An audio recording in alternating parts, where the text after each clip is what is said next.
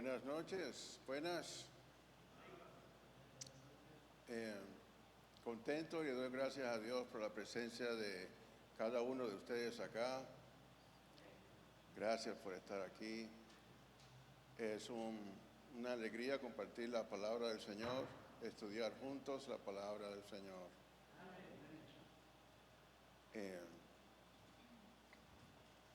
Ponemos todo esto que vamos a decir ahora en las manos del Señor.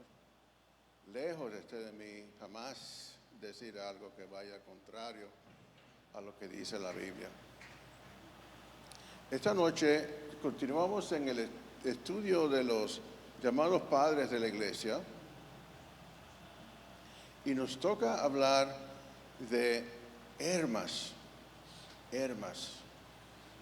y una obra que él escribió que la llamó El Pastor. Entonces de ahí viene El Pastor de Hermas. Entonces el plan de esta noche es, les voy a dar algunos datos básicos acerca de quién era Hermas, algunos datos básicos acerca de qué es esto del Pastor de Hermas. Y después lo que quisiera hacer es, porque hay mucho material, él escribió bastante en esa obra, El Pastor de Hermas.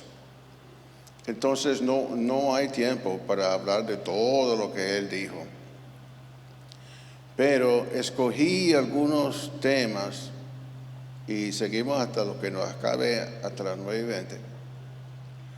Escogí algunos temas para ver qué fue lo que dijo Hermas y qué es lo que dice la Biblia. Lamentablemente, cuando llegamos a este caballero, duele, es un poquito doloroso, porque comenzamos a ver cómo la iglesia se iba apartando de lo que la Biblia enseña. Eso es lo que vemos en Hermas. Se comienza la gente a enfriar, a imaginarse sus propias cosas, a tener sus propias opiniones, en vez de estar refiriendo a qué es lo que la Biblia enseña, ¿no?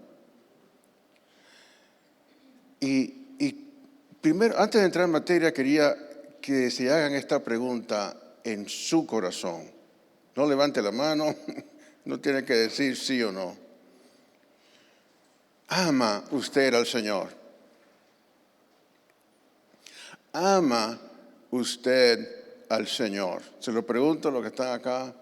Si hay alguien mirando por la camarita, se lo pregunto a usted también. ¿Ama usted al Señor? El Señor dijo, si me amáis, guardad mis mandamientos. Para conocer qué fue lo que el Señor mandó, tengo que leer la Biblia. En cierta ocasión, en un pasaje que me llama mucho la atención, una cierta mujer le gritó al Señor, bendito los pechos que mamaste y el vientre que te parió. Más o menos esas fueron las palabras que esa señora le gritó al Señor. Entre paréntesis, fue el comienzo del marianismo, ¿no? El Señor le contesta, antes bien, bienaventurados los que oyen mi palabra y la hacen. O sea que esa bendición tiene dos partes, oír la palabra y hacerla.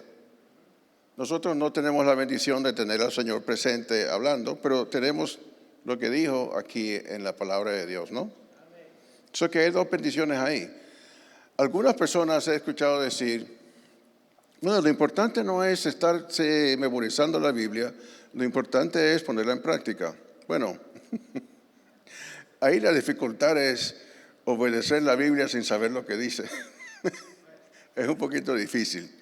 Entonces, por eso el Señor dijo las dos cosas. Oyen mi palabra y la hacen. Entonces, por eso es lo que tenía en el corazón cuando estaba estudiando acerca de Hermas, porque estoy leyendo su obra, El Pastor de Hermas, y veo su imaginación, veo sus opiniones, y se inventa que se le apareció un anciano, se inventa que se le apareció una viejecita y le reveló algunas cosas. Y algunas de las cosas que Hermas dice son simplemente contrario a lo que la Biblia dice. Entonces, por eso quiero entrar en materia. Mi intención no es simplemente criticar a Hermas. Lo importante del tema es que nosotros tengamos un amor a la palabra de Dios y tengamos ese deseo de leerla, aprenderla, estudiarla y ponerla en práctica en nuestra vida. Hay tantas cosas que podemos y debemos poner en práctica de lo que la palabra de Dios enseña. Ok, primero que nada, quién era Hermas? Hermas era un esclavo. La esclavitud era muy común en el mundo antiguo. De hecho, en algunos lugares del mundo todavía se practica la esclavitud. Ser esclavo no es igual a ser negro. Perdón, algunas personas piensan que los únicos que fueron esclavos fueron los negros. Eso no es cierto. Los japoneses practicaron la esclavitud, los chinos practicaron la esclavitud. En África, obviamente, algunos africanos con otros africanos practicaron la esclavitud. Los árabes practicaron, y pudiéramos argumentar que todavía practican la esclavitud con frecuencia. Los llamados nativos americanos que procedieron de Asia practicaron la esclavitud. Los blancos, de hecho, no sé si sabían, pero los ingleses trataban a los irlandeses como si fueran animales. Esclavizaron a la gente de un blanco esclavizando a otro blanco. Los romanos practicaron la esclavitud, los griegos, o sea, es difícil encontrar un grupo de personas que no haya practicado la esclavitud. Eso es lo difícil. Entonces, Hermas de Roma fue esclavo desde niño. Y resulta que cuando ya estaba mayorcito, un muchacho, su dueño, lo vendió a una señora llamada Roda.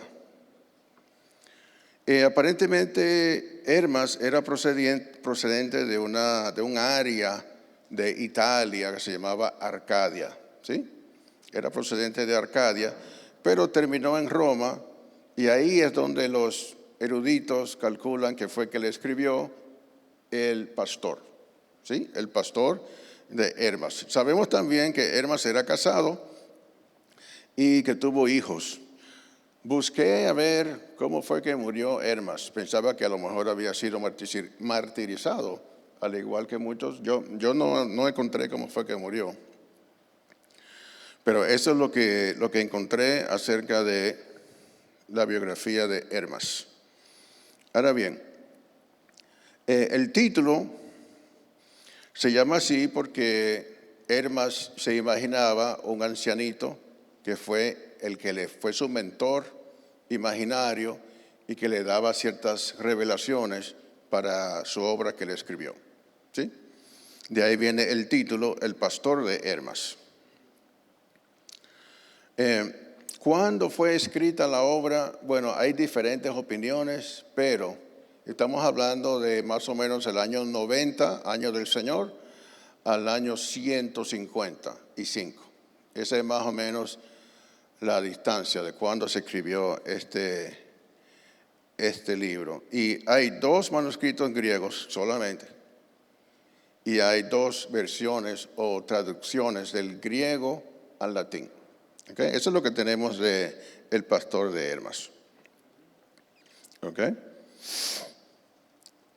En cuanto a cómo se escribe la obra imaginaria de Hermas, él comienza el relato de una manera muy extraña. Voy a mencionar un poquito más adelante acerca de eso. Pero hay algunas palabras que vienen de la misma Roda, que era su dueña. Algunas palabras que vienen de una anciana, que después él interpreta que esa anciana era la iglesia. Y hay algunas palabras que vienen del propio pastor, ¿sí? Esas son las diferentes fuentes de información y Hermas conversando, teniendo una conversación imaginaria con estas tres personas diferentes. Ese es el libro. En cuanto al estilo, se parece un poco a una gran obra de la literatura italiana que viene con algunos 1200 años después. Aparece en la literatura italiana una obra llamada La Divina Comedia. Me imagino que todos, por lo menos, han escuchado mencionar el infierno de Dante. Bueno, La Divina Comedia es una obra de la literatura italiana dividida en tres partes: el cielo, el purgatorio y el infierno. La mayoría de la gente solamente conoce o ha escuchado hablar el infierno de Dante. Dante Alighieri, el italiano, era oriundo de una ciudad que se llama Florencia, pero cuando escribió la Divina Comedia fue desterrado de ahí. Mucha gente lo odiaba. Los papas odiaban a Dante porque, interesantemente, Dante cuando escribió puso a los papas en el infierno. Entonces, por eso a los papas no les gustaba mucho esa obra. Pero en aquel entonces algunos de los papas habían sido personas horribles. Entonces, de ahí que él hizo eso. Ok. Entonces, ¿qué pensaba la iglesia en el momento? Estamos hablando de la mitad del siglo II. ¿Qué pensaba la iglesia acerca del pastor de Hermas? Bueno, inicialmente hubo mucha aceptación de este libro y eso es lo que me sorprende. En la iglesia, a la mitad del segundo siglo, hubo mucha aceptación. Estaba circulando en las iglesias, así como circulaban las epístolas de Pablo o de Juan, ¿me entiendes? Es sorprendente. La citan positivamente Ireneo, Tertuliano, Clemente y Orígenes. Citan el pastor de Hermas. Posteriormente la gente como que comenzó a dudar de esto y Tertuliano posteriormente la rechaza, después que había dicho que sí, después que la había citado como una obra genuina, más tarde la rechaza.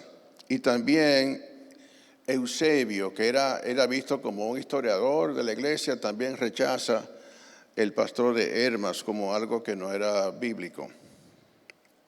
Bueno, el libro entonces está dividido en tres secciones, aunque el autor de este libro no le gusta que uno lo divida de esa manera, pero me parece una división lógica.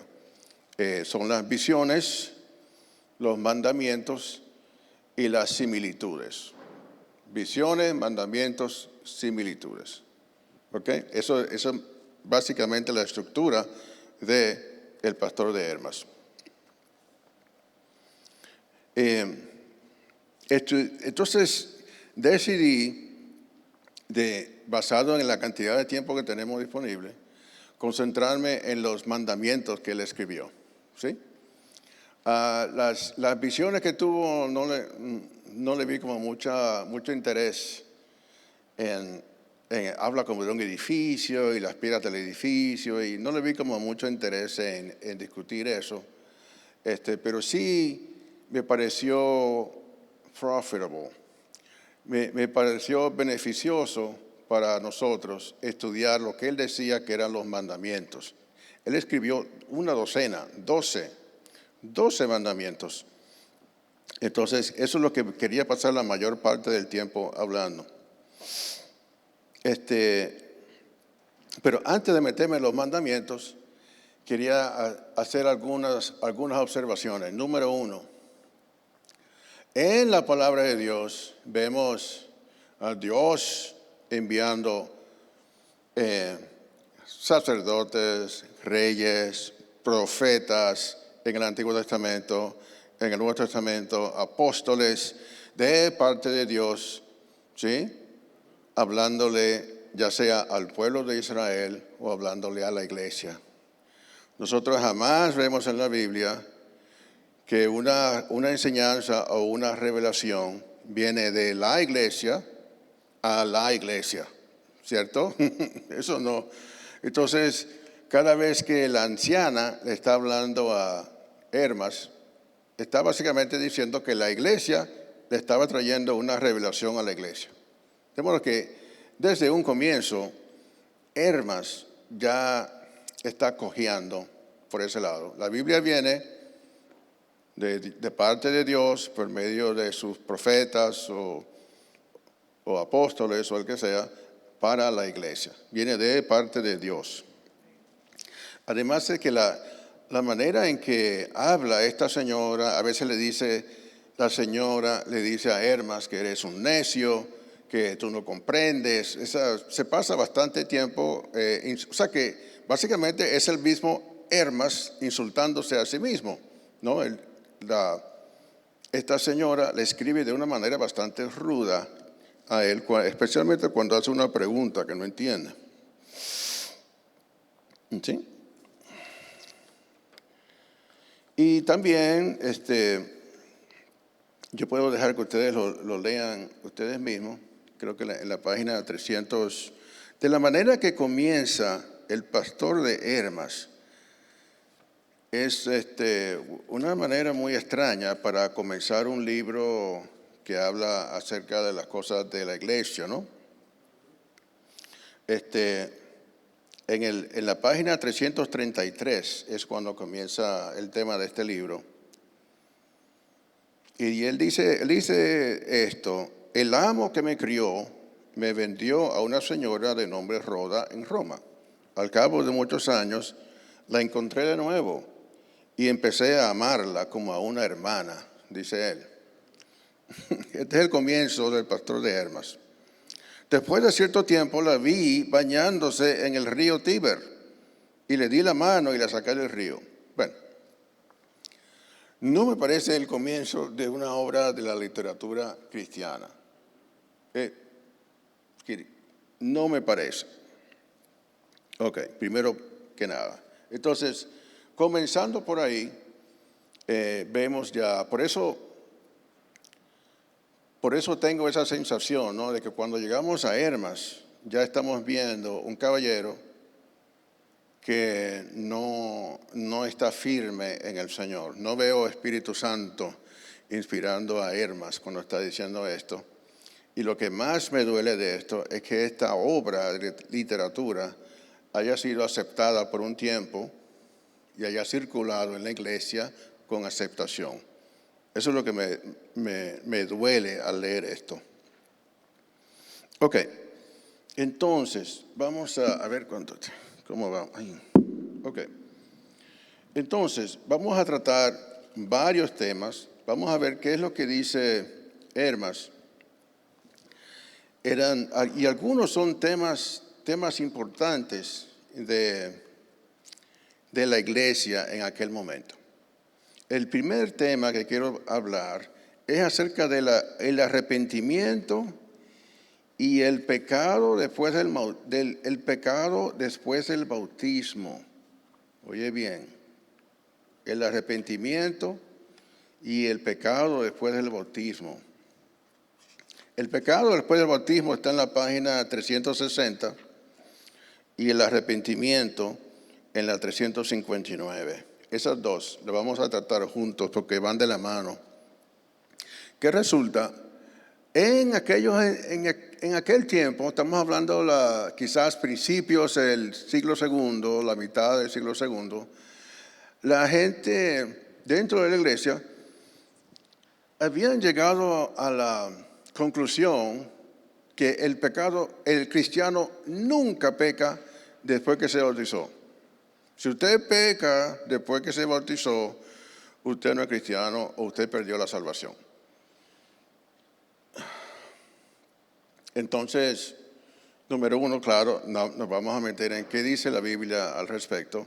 Y número dos, aquí Hermas está del lado correcto, porque una de sus apariciones, la señora le dijo que eso no era cierto, ¿sí?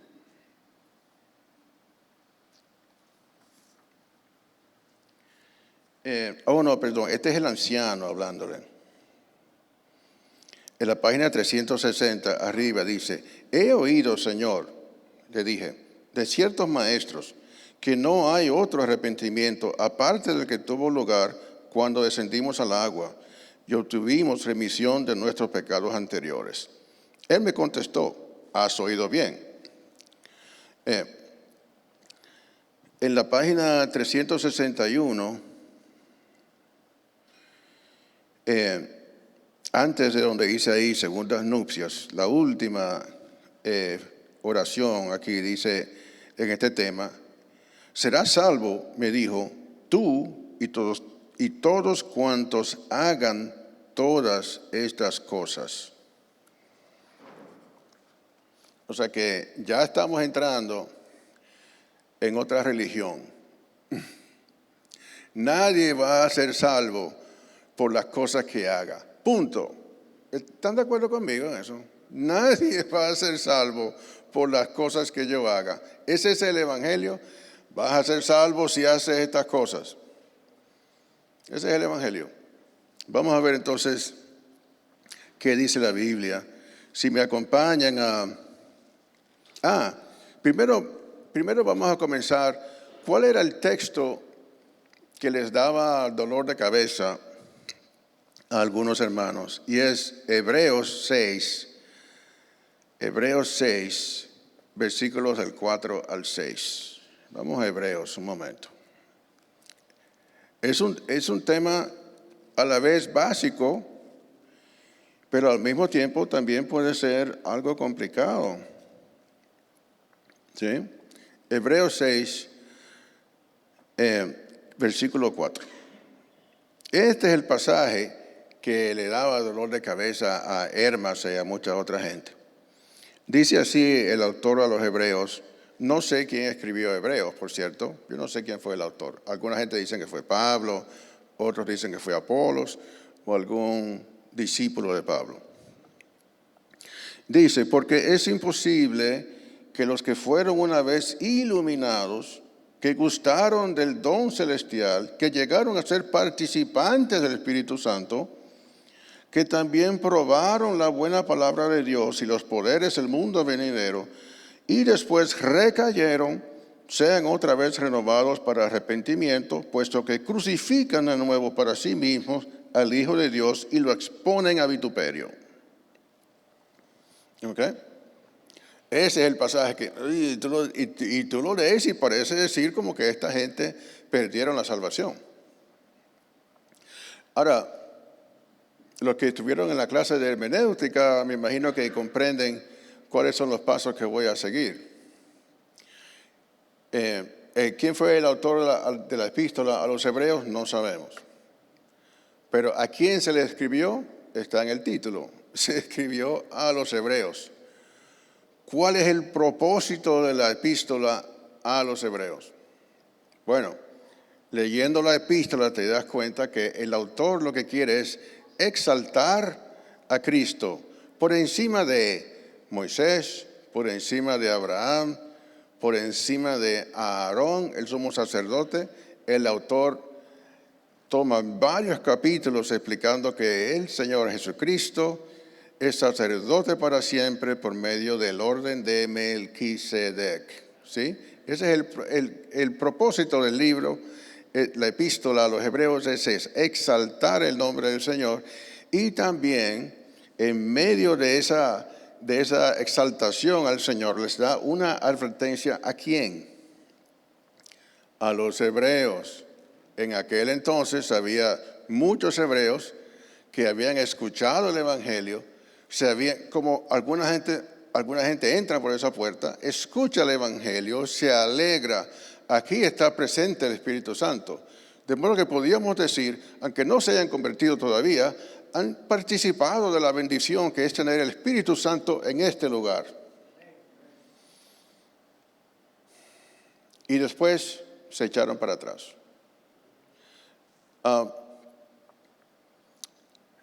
No sé si lo saben, pero hasta la fecha es sumamente difícil para un hebreo entregarse a Cristo.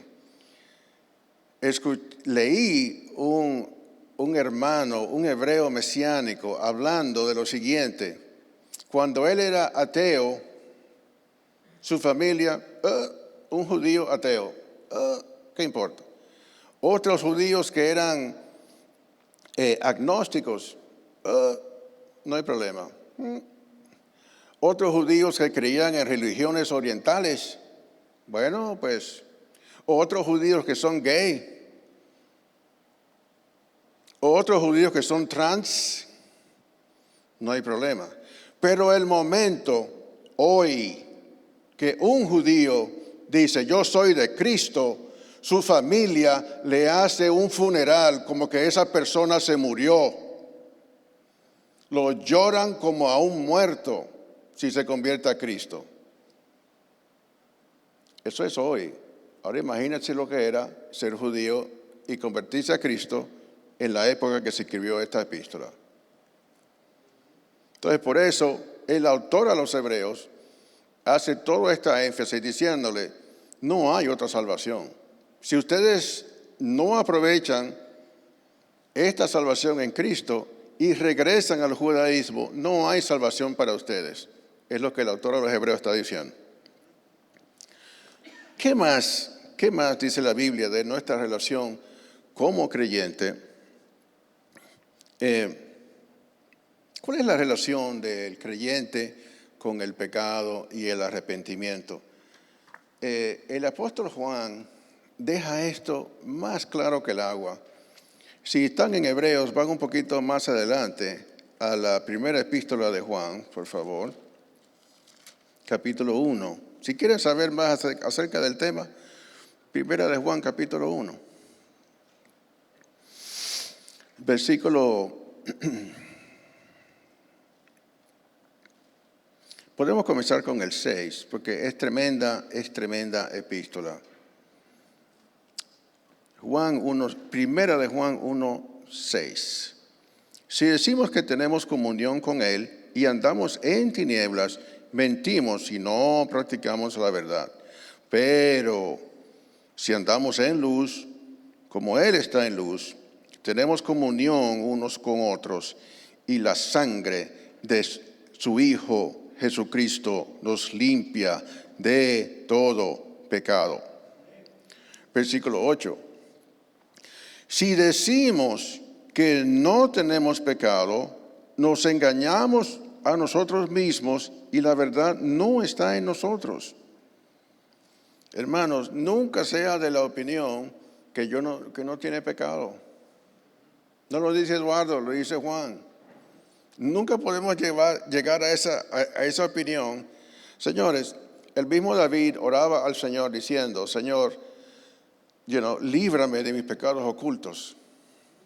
Usted tuvo pereza, usted tuvo celos. ¿Se ha enojado alguna vez contra un hermano?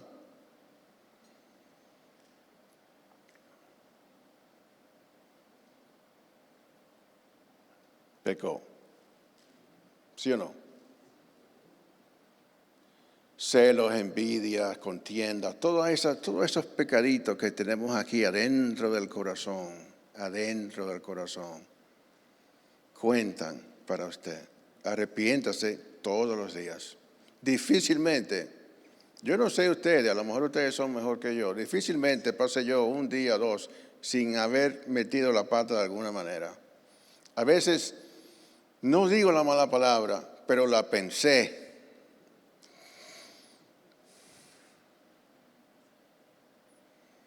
Jamás piense usted que no tiene pecado. Dice Juan Si decimos que no tenemos pecado, nos engañamos a nosotros mismos y la verdad no está en nosotros. Si confesamos nuestros pecados, Él es fiel y justo para perdonar nuestros pecados y limpiarnos de toda maldad. Pero si decimos que no hemos pecado, lo hacemos a Él mentiroso y su palabra no está en nosotros. ¿A quién le estamos diciendo mentirosos? ¡Wow! Capítulo 2, versículo 1. Hijitos míos, esta cosa les escribo para que no pequen. Y si alguno peca, abogado tenemos delante del Padre a Jesucristo el justo. Versículo 2. Un versículo entre paréntesis. Si hay un versículo que no le gusta al calvinista, es este. Converso bastante con calvinista. Yo no sigo a Calvino. Calvino no murió por mis pecados. Cristo murió por mis pecados. Pero este versículo en particular, hay alguna gente que le molesta. Entre paréntesis, ¿a usted le molesta algún versículo? ¿Hay algún versículo que no cuadra con lo que usted cree? Piense bien eso. Hay algunas personas que este versículo le molesta. Él es la expiación por nuestros pecados, y no solamente por los nuestros, sino también por los de todo el mundo. Quiere decir que Cristo en la cruz pagó los pecados de toda la humanidad. ¿Es lo que dice ahí? Pero eso solamente se aplica a los que creen en Él. ¿Sí o no? Ok, entonces esa es la relación del cristiano con el pecado. Si queremos aprender más de ese tema, solamente tenemos que ir a Romanos capítulo 7. Romanos, la epístola a los romanos es tremenda epístola. Es una cosa impresionante. La carta magna, le llaman la carta magna de Pablo. Y Romanos 7:7 en adelante toca el tema de esta relación que tenía. Inclusive el apóstol Pablo está hablando de sí mismo, ¿sí? En esta relación de él con el pecado. Pero quería concentrarme en el versículo 15, Romanos 7:15. Dice Pablo, porque lo que hago no lo entiendo, pues no practico lo que quiero, al contrario, lo que aborrezco, eso hago.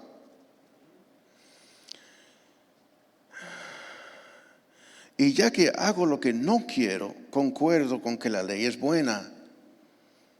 De manera que ya no soy yo el que lo hace, sino el pecado que mora en mí. Y yo sé que en mí, a saber, en mi carne, no mora el bien. Y quiero brincar al versículo 24. Miserable hombre de mí, miserable de mí. ¿Quién me librará de este cuerpo de muerte? Hermas, lo único que tenía que hacer era leer su Biblia. Él no necesitaba que se le apareciera el anciano o la anciana. Él solamente lo que tenía que hacer era leer lo que escribió Pablo en Romanos. Este cuerpo de muerte, ¿saben lo que era? ¿Qué quiere decir eso cuando Pablo dijo, ¿quién me librará de este cuerpo de muerte? Los romanos eran gente muy buena para hacer sufrir al otro. Se inventaban torturas.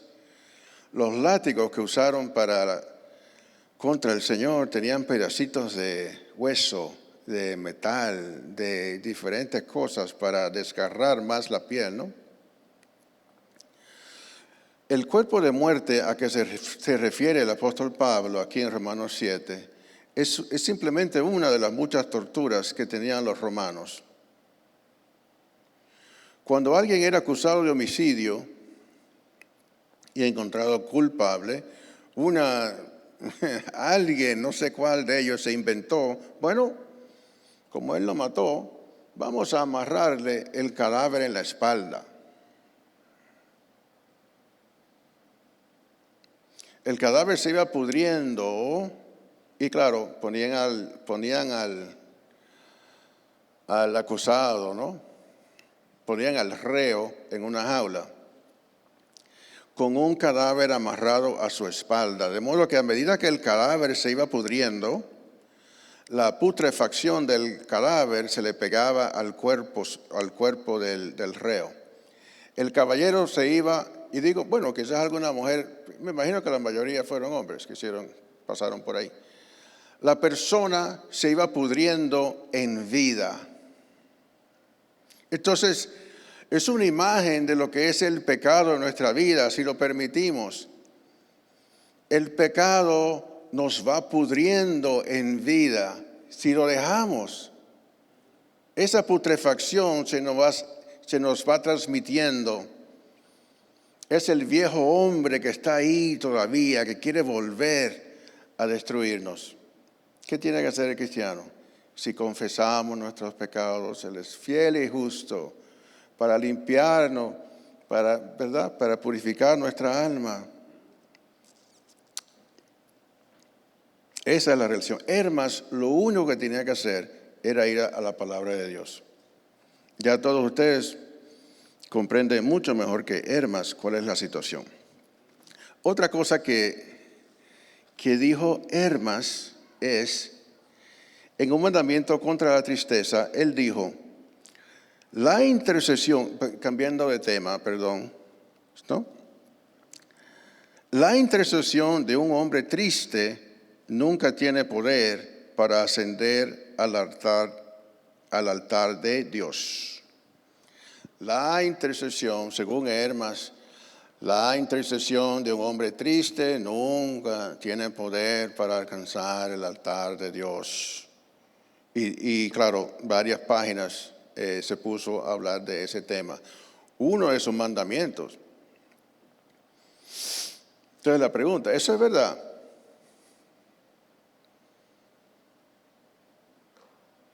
Bueno, vamos a ver qué dice. Ok, eso dice él.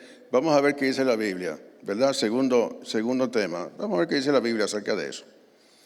¿Qué dice el Salmo 32, versículo 3? Salmo 32, 3. Dice, Salmo 32, 3. Esto es el David, ¿no? Hablando acerca del arrepentimiento. Dice David, mientras callé, se envejecieron mis huesos en mi gemir todo el día. Mi pecado te declaré y no encubrí mi iniquidad. Esto es el versículo 5. Dije, confesaré mis transgresiones a Jehová y tú perdonaste la maldad de mi pecado. ¿Sí?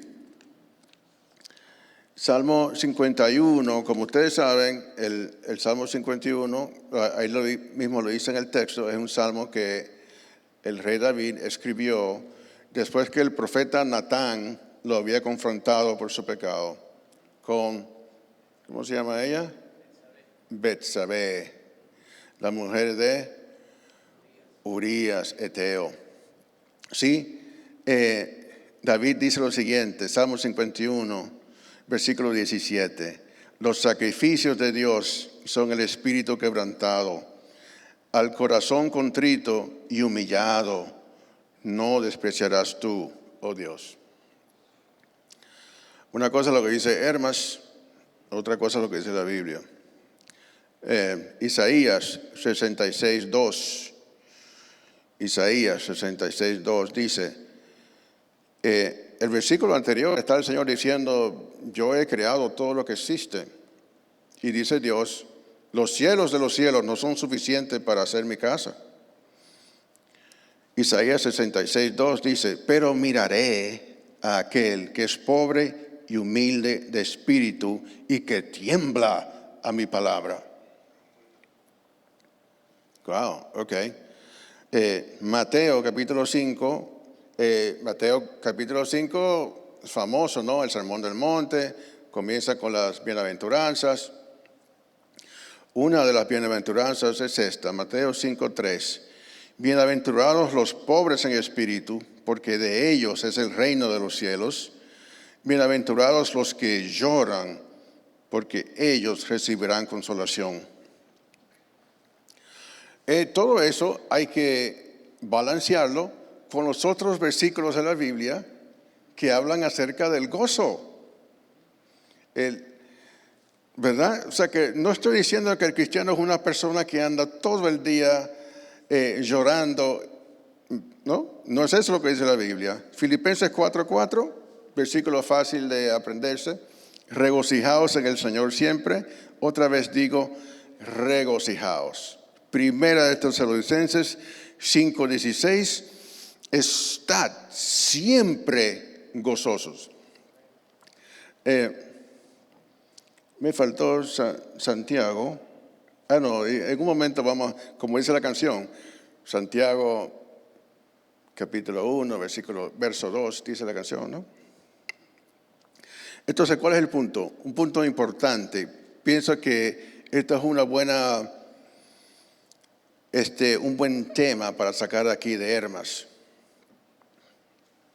El gozo y la alegría son dos palabras diferentes. Son dos palabras diferentes en español, son dos palabras diferentes en el griego. El gozo y la alegría son dos cosas diferentes. El gozo viene siendo un estado de ánimo, de satisfacción y bendición, ¿cuál es la palabrita? No permanente, pero perdurable. Es un sentimiento que perdura, que dura mucho tiempo en la vida de la persona. Aquí está la clave, independientemente de lo que esté pasando.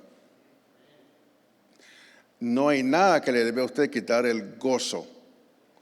La alegría es un sentimiento pasajero que depende de las cosas, los acontecimientos. En inglés es bien fácil porque alegría es happiness. Entonces, alegría, happiness depende de lo que está happening. Happening, happiness.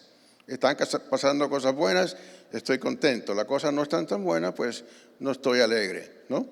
Hay personas que siempre están alegres. Hay muchos comediantes en el mundo que han sido personas que siempre se están riendo, hacen reír a otros, pero después terminan suicidándose. Porque había alegría, pero no había gozo. ¿Comprende? Entonces, ¿qué dice? ¿Es verdad esto lo que está diciendo? ¿Es verdad esto? Que el gozo y la alegría son diferentes. Vamos a ver qué dice la Biblia. Entonces, estamos diciendo que el gozo es un estado perdurable de ánimo que no está basado en las circunstancias, está más bien basado en la bondad de Dios. Un dato interesante es que la palabra griega para gozo tiene la misma raíz que gracia. Eso es interesante. Charis y charan. Charan es gozo, charis es gracia.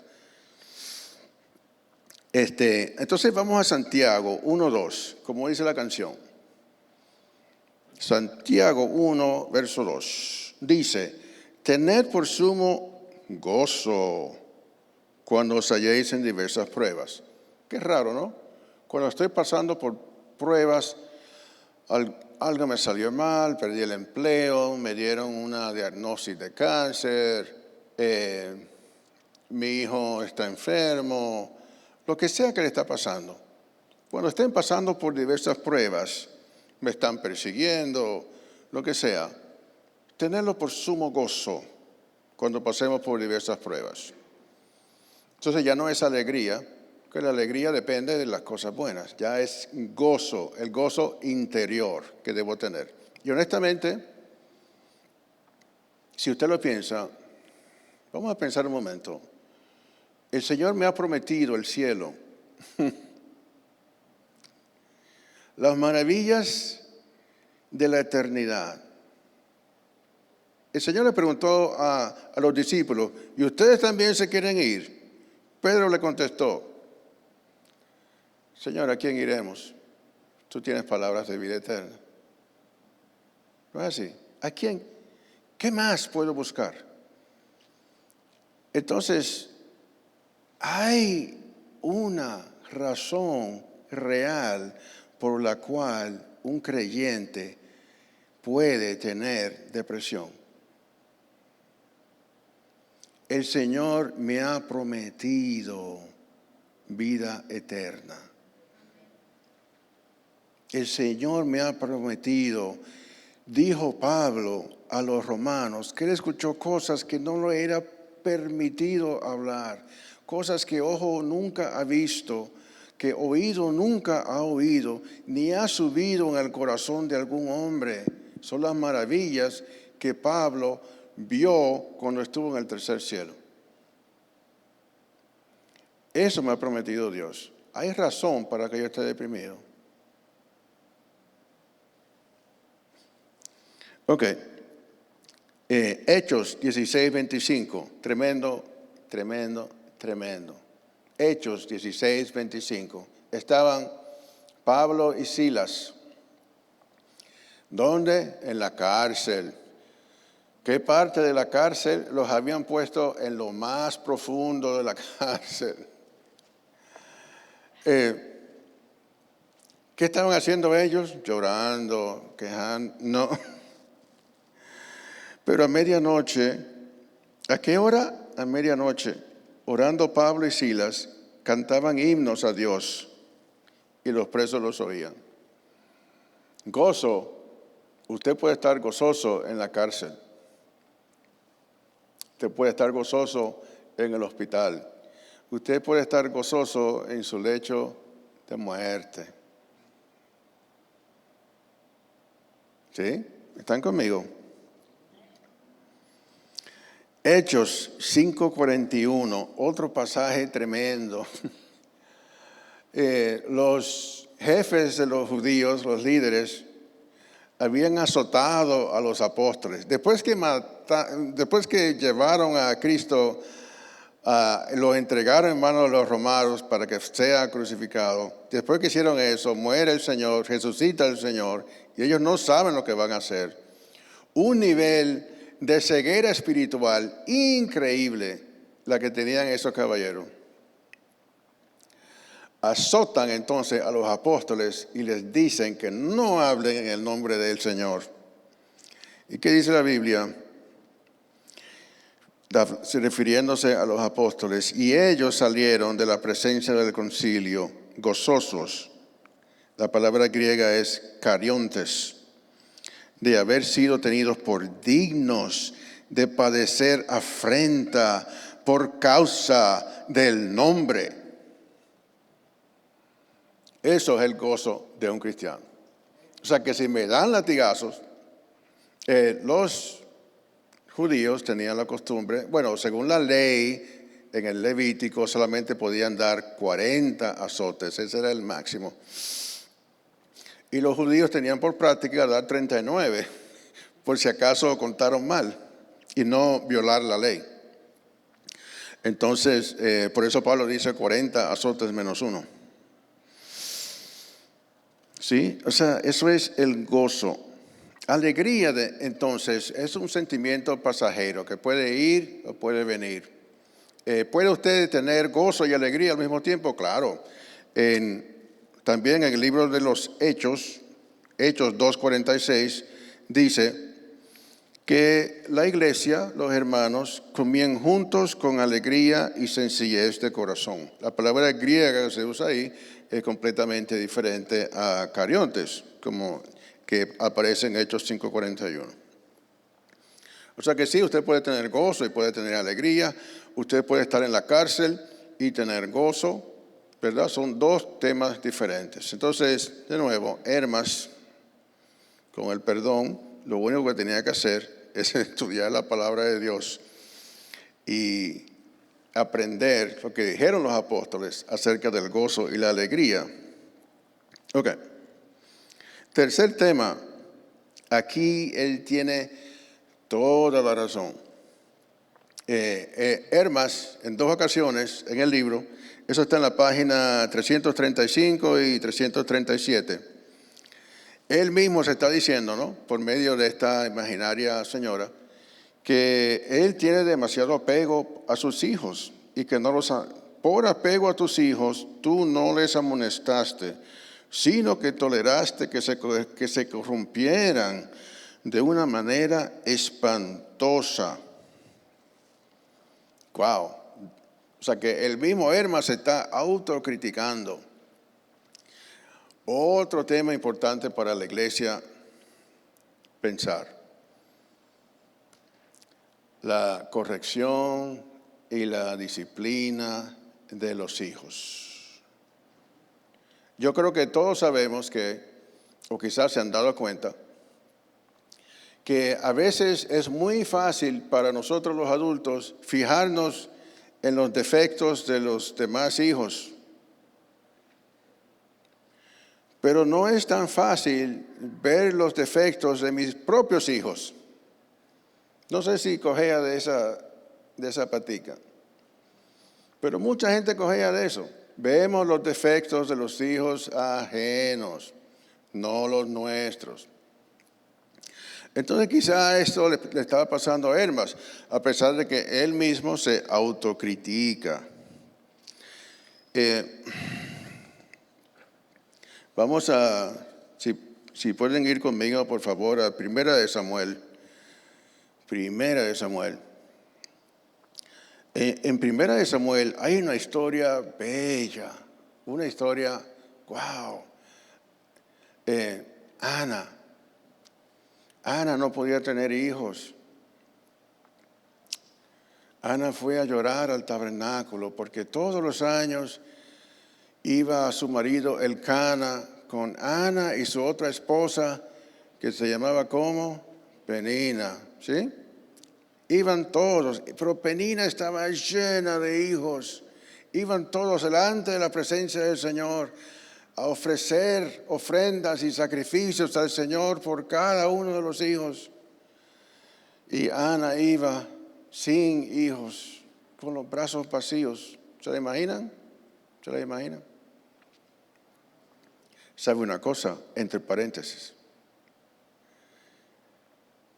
Muchas veces cuando venía un gran hombre de Dios, nacía de una mujer que era anteriormente estéril.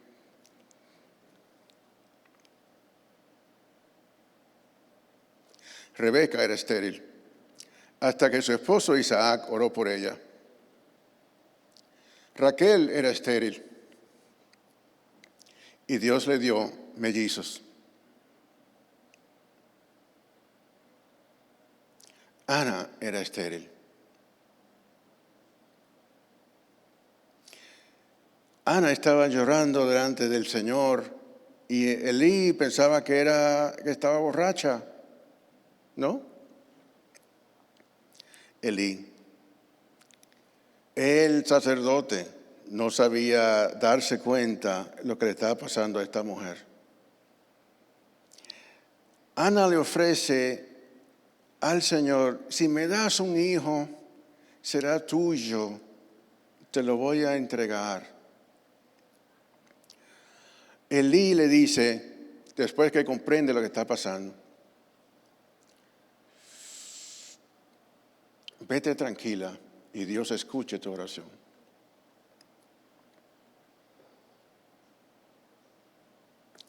Como saben, Ana quedó encinta. Tuvo un hijo, le puso por nombre Samuel. Después que lo destetó, Ana lo lleva al tabernáculo. Ese niño se lo entrega al Señor y Dios bendice a Ana con varios hijos después de Samuel.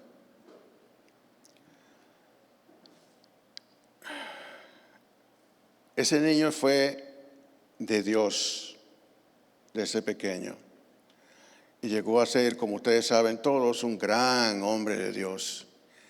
Saben que ¿cuál fue la primera profecía que Dios le dio a Samuelito, el niño? Primera Samuel, capítulo 2, versículo 12. Los hijos de Elí eran hombres impíos y no tenían conocimiento de Dios. Era pues muy grande delante de Dios el pecado de los jóvenes, porque los hombres menospreciaban las ofrendas de Dios. Primera de Samuel 3, versículo 10. Esto fue lo que el Señor le dijo a Samuel. Un niño. Y Jehová dijo a Samuel: he aquí yo haré una cosa en Israel, que a quien le oyere le retiñirán ambos oídos. Versículo 12. Aquel día yo cumpliré contra Elí todas las cosas que he dicho sobre su casa, desde el principio hasta el fin. Versículo 13. Y le mostraré que yo juzgaré su casa para siempre por la iniquidad que él sabe, porque sus hijos han blasfemado a Dios y él no los ha estorbado. Por tanto, yo he jurado a la casa de Elí que la iniquidad de la casa de Elí no será expiada jamás, ni con sacrificio, ni con ofrenda. ¿Cuál era la iniquidad de Elí? Dice en otro versículo que Elí honraba a sus hijos más que a Dios. Los hijos de Elí eran, aquí lo dice, eran hombres perversos.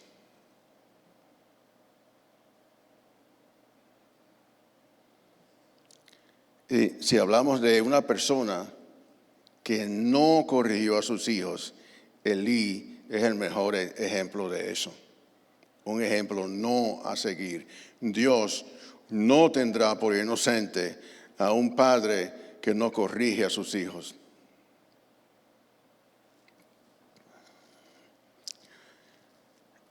¿Sabe que, de hecho, aquí entre paréntesis, un profeta antes de Samuel ya había profetizado en contra de Elí?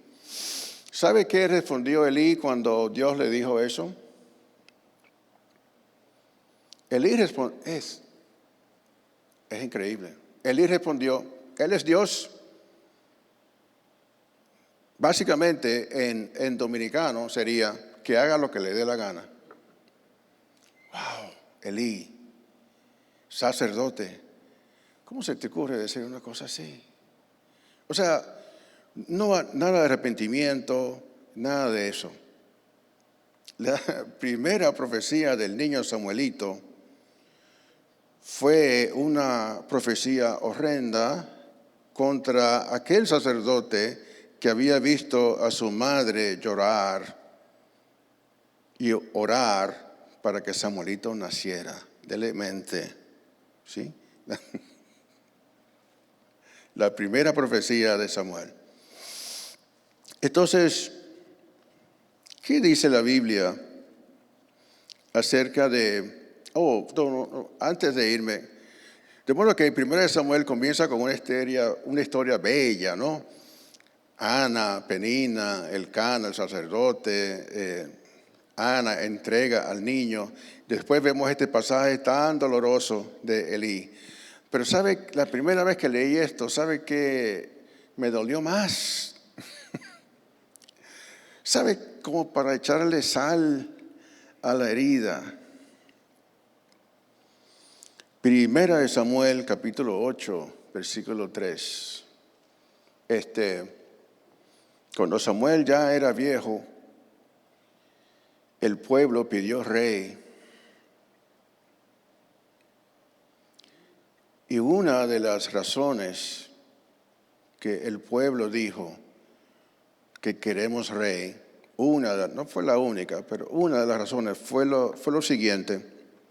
Primera de Samuel 8:3. Aconteció que habiendo Samuel envejecido, puso a sus hijos por jueces sobre Israel. Y el nombre de su primogénito fue Joel, y el nombre del segundo Abías. Y eran jueces en Beerseba. Versículo 3. Pero no anduvieron los hijos por los caminos de su padre, Antes se volvieron tras la avaricia, dejándose sobornar y pervirtiendo el derecho.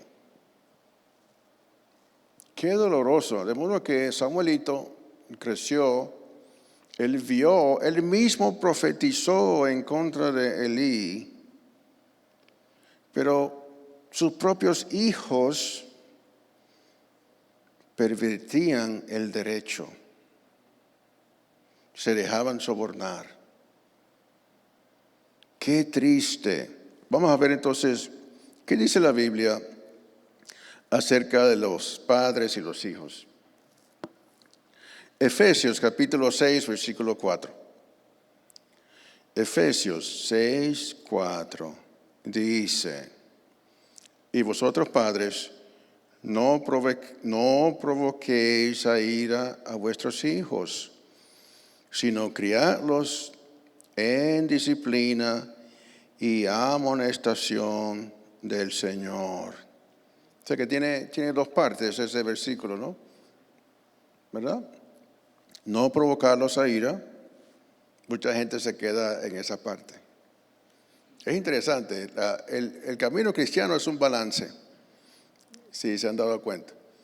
Es un camino angosto que te puedes desviar a la derecha o a la izquierda. Algunos hermanos he escuchado hablando del tema y todo el énfasis es en la primera parte del versículo. No los provoquéis a ira. Tiene toda la razón. Los padres tienen que hacer lo posible por no provocarlos. Ya están pasando bastantes dificultades, no hay necesidad de que nosotros los estemos provocando a ira. Pero tiene una segunda parte del versículo, ¿sí? Criadlos en disciplina y amonestación del Señor.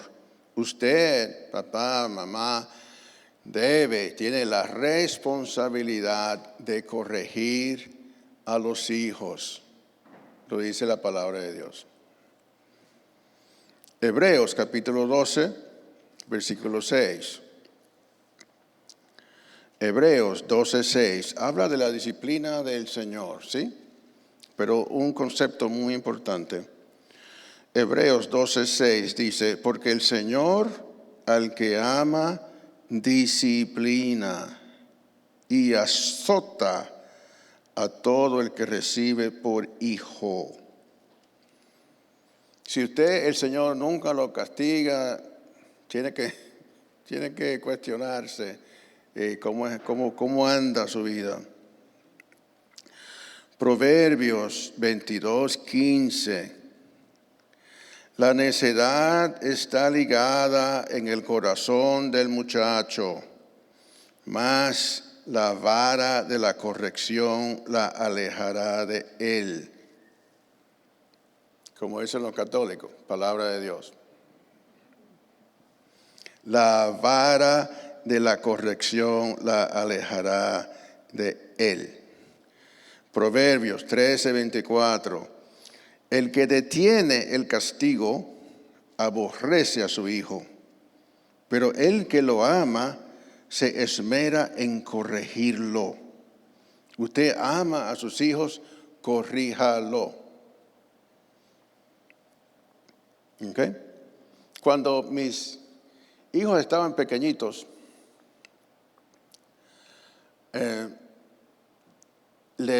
los puse a memorizar 2 versículos de Proverbios.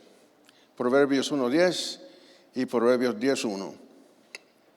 Fue un poco de alegría para mí recientemente. Los hijos míos tienen 36, 35 y 33 años de edad. Mi segundo hijo se llama Edwin. Hay 2 hermanos de la iglesia con nombre de mis hijos, por cierto. Un hijo mío se llama Edwin, otro se llama Iván. ¿Habrá algún Andrés? No sé si hay algún Andrés en la iglesia. Mi hijo Edwin me dijo que todavía se acordaba de esos 2 versículos en el libro de Proverbios que había memorizado en el hogar. Proverbios 1:10 dice: hijo mío,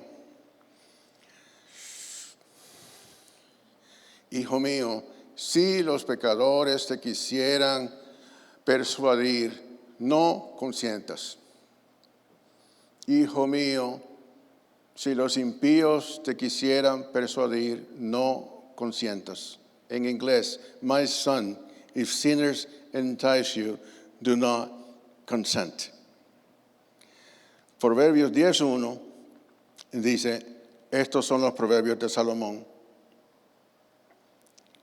El hijo sabio alegrará a su padre, mas el hijo necio avergonzará a su madre. Esos dos versículos los puse a memorizar pequeñitos a los hijos. Memorización de la palabra de Dios, yo creo que es muy beneficioso para los hijos, que estén en la palabra. El altar familiar, yo creo que, mire, yo no soy una persona muy mística, ¿sabe? Yo no soy muy místico, sencillo, pero tengo el concepto de que es una bendición tremenda cuando en su casa se escucha la palabra de Dios en voz alta leída por su pareja, por sus hijos, la palabra de Dios en voz alta en su casa.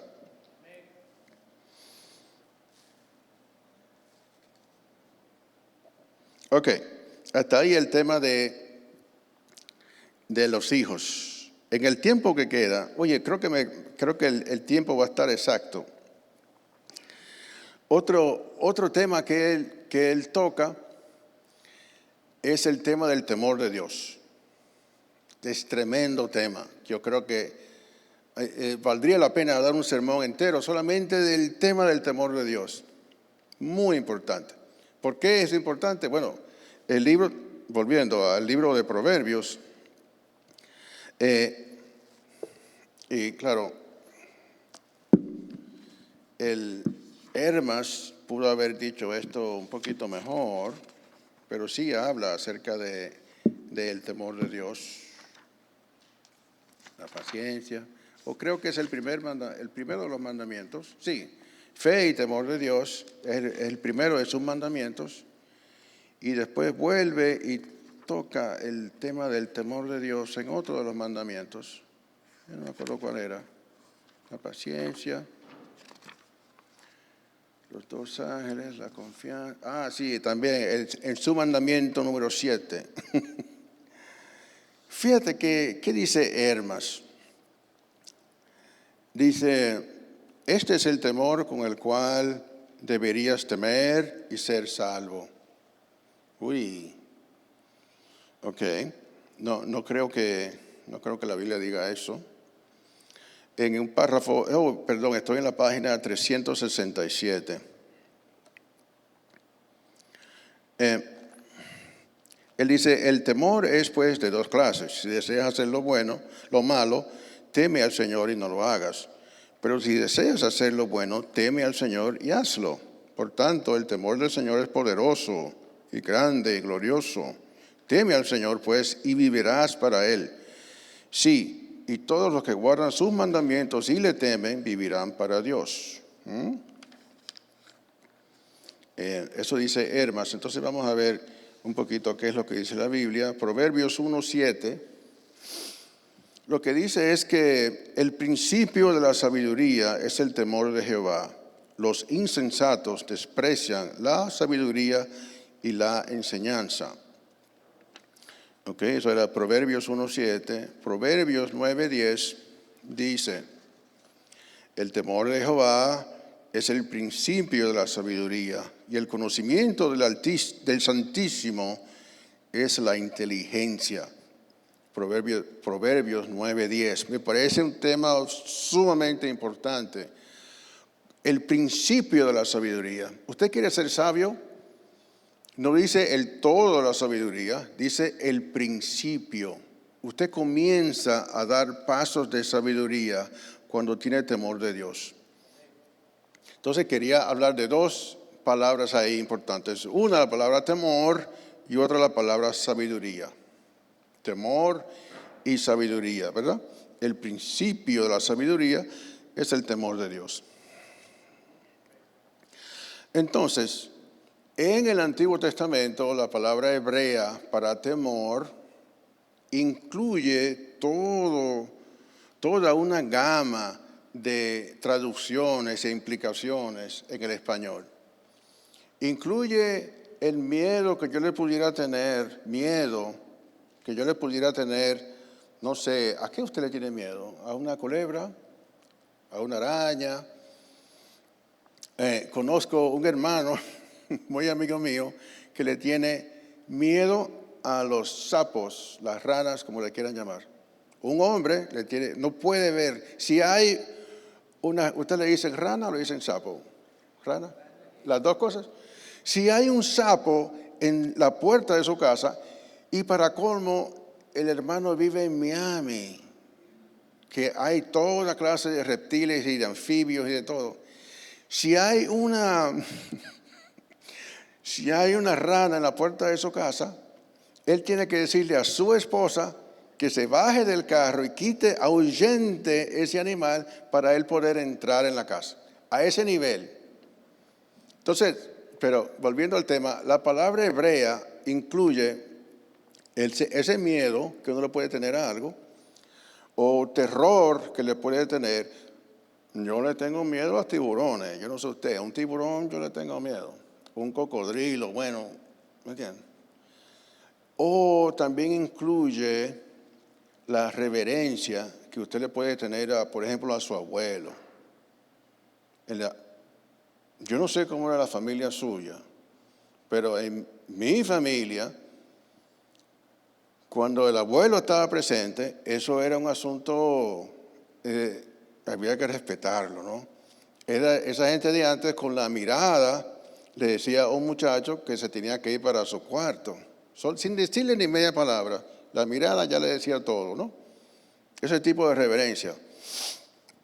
Entonces, yo lo quisiera explicar de esta manera.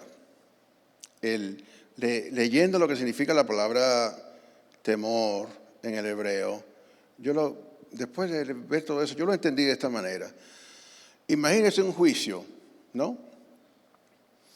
Hay un juez, está el abogado defensor, y estuve una vez en la corte de testigo, de modo que sentí el ambiente. Hay un juez, abogado defensor, hay un fiscal, hay un acusado y digamos que hay un testigo o más. En la corte quizás están sentados acá atrás los parientes del acusado. Quizás están sentados los parientes de la víctima, si hubo una víctima. Y vamos a decir que estaba sentado allí también un hijo del juez. ¿Estamos? Este es el escenario.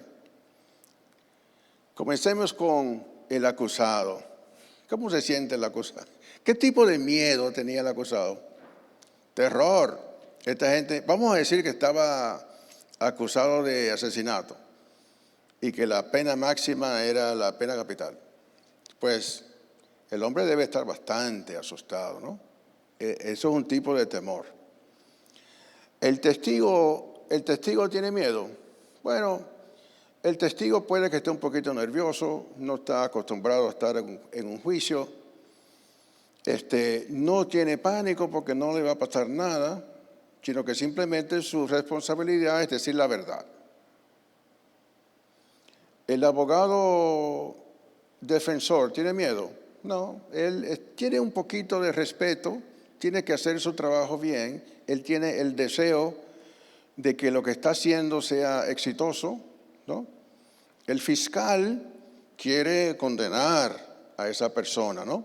De modo que quizás esté un poco nervioso porque él desea salir victorioso en esa contienda entre el fiscal y el abogado defensor. El juez tiene toda la calma del mundo, ¿no? Él no tiene nadie a quien temerle. ¿Qué me dice del hijo del juez?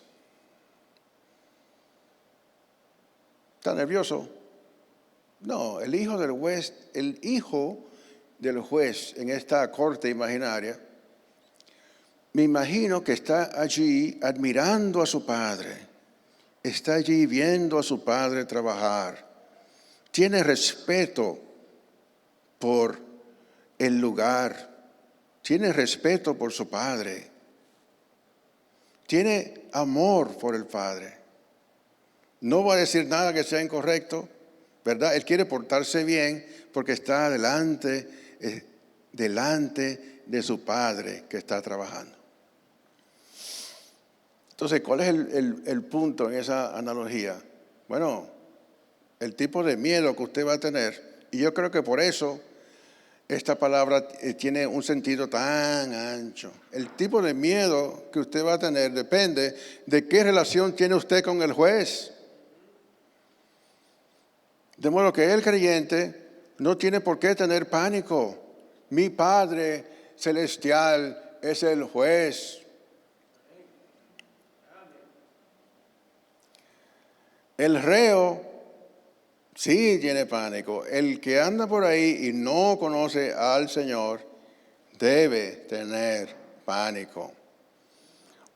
Hebreos también dice, horrenda cosa es caer en las manos del Dios viviente. La Biblia dice 4 cosas que Dios es. ¿Saben qué son las? Dios es amor. Esa la sabe todo el mundo, ¿no? Hasta el inconverso por la casa. Dios es amor. La Biblia también dice, en 1 de Juan, Dios es luz. ¿Ok? Y en Hebreos dice, en Juan, el Evangelio de Juan, capítulo 4, también dice que Dios es espíritu. Y los verdaderos adoradores adorarán al Padre en espíritu y en verdad.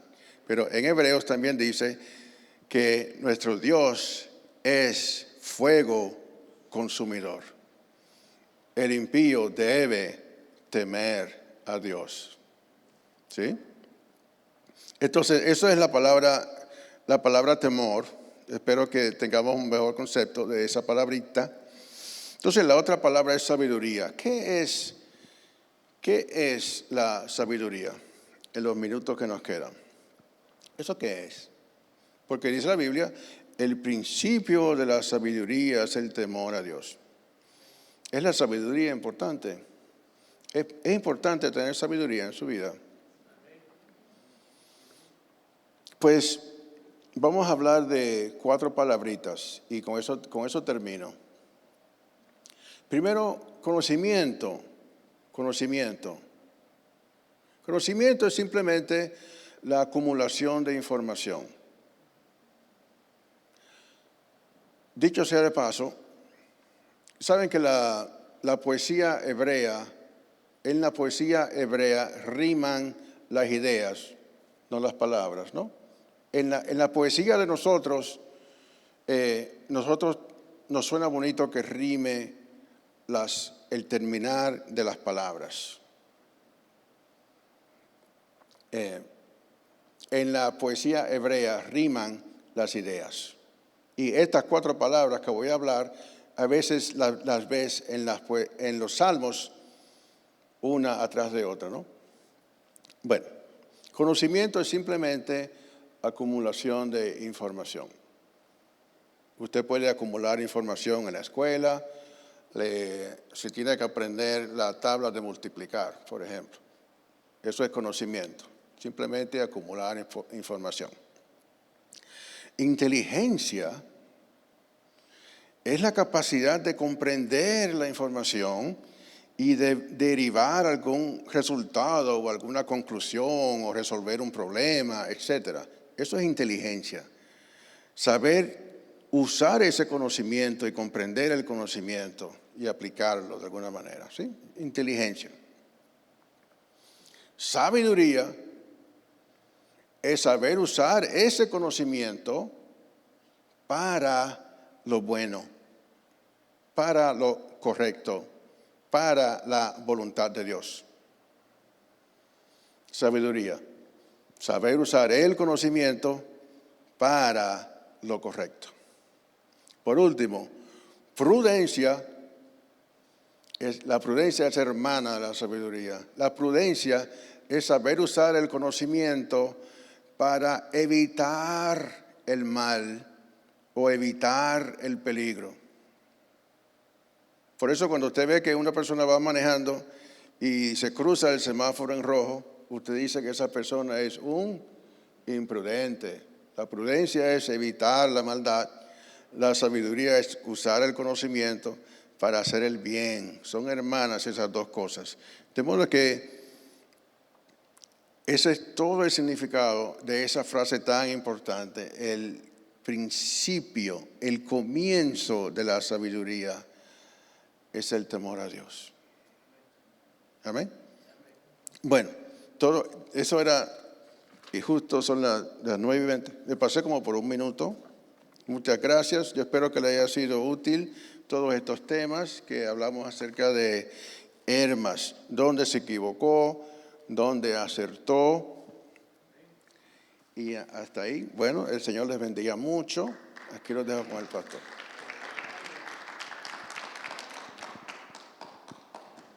Muchas gracias, mi hermano. Ahora, más fuerte ese aplauso. ¿Me ayudan ahí con el micrófono un poquito más abajo? Bueno, ya lo saben, recuerden que todo